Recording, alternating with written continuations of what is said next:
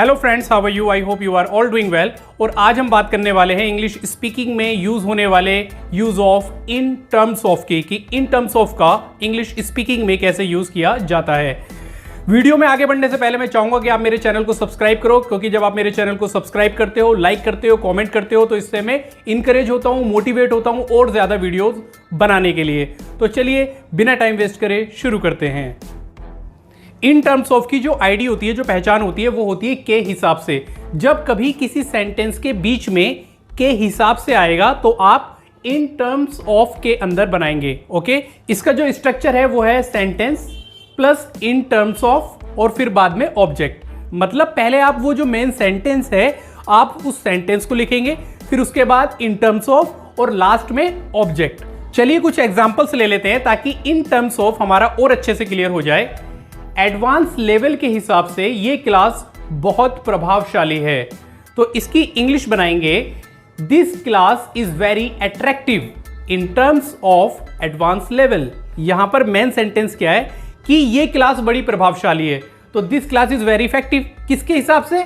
Advance level के हिसाब से। तो इन टर्म्स ऑफ आएगा, फिर बाद में ऑब्जेक्ट क्या है? Advance level. तो in terms of advance level. एक और एग्जांपल ले लेते हैं। एक्शन के हिसाब से ये फिल्म अच्छी नहीं है, तो इसकी इंग्लिश बनाएंगे this movie is not up to the mark in terms of action.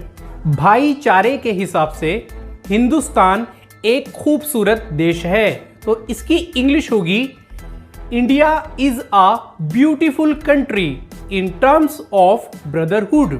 अभी मैंने आपके सामने जितने भी सेंटेंस बोले वहां पर इन टर्म्स ऑफ के बाद वर्ब नहीं थी, मतलब इन टर्म्स ऑफ के बाद ऑब्जेक्ट था। लेकिन अब मैं आपके सामने एक एग्जांपल वर्ब का भी ले लेता हूं। गाना गाने के हिसाब से मोहम्मद रफी एक महान गायक थे।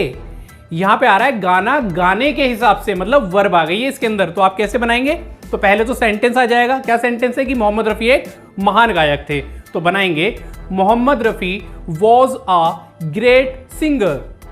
किसके हिसाब से? गाना गाने के हिसाब से, in terms of singing a song. तो आप याद रखें, अगर वर्ब आ जाती है तो आप ऑफ के बाद वर्ब में आईएनजी लगा देंगे, मतलब इन टर्म्स ऑफ के बाद उस वर्ब के अंदर आईएनजी लग जाएगी। Is that clear? चलिए आपकी प्रैक्टिस के लिए मैं कुछ और एग्जांपल्स बोल देता हूं। पैसों के हिसाब से जिंदगी को मत देखो, तो इसकी इंग्लिश होगी don't see life in terms of money. जरूरी सुविधाओं के हिसाब से ये बस बहुत कंफर्टेबल है, दिस बस is very comfortable in terms of basic amenities. English सीखने के हिसाब से इंग्लिश कैंपस एक अच्छा प्लेटफॉर्म है, English campus is a good platform in terms of learning English. अभी मैंने आपके सामने जितने भी सेंटेंस बोले वहां पर हमने सेंटेंस को पहले रखा और इन टर्म्स ऑफ को बाद में रखा। आप इसको ऐसे भी बना सकते हो कि इन टर्म्स ऑफ को पहले ले आएं और सेंटेंस को बाद में ले आएं। जैसे हमने एक एग्जांपल लिया था, पैसों के हिसाब से जिंदगी को मत देखो, तो इसकी इंग्लिश ऐसे भी हो सकती है कि don't see life in terms of money, या in terms of money don't see life. I hope कि आपको इन टर्म्स ऑफ अच्छे से क्लियर हो गया होगा।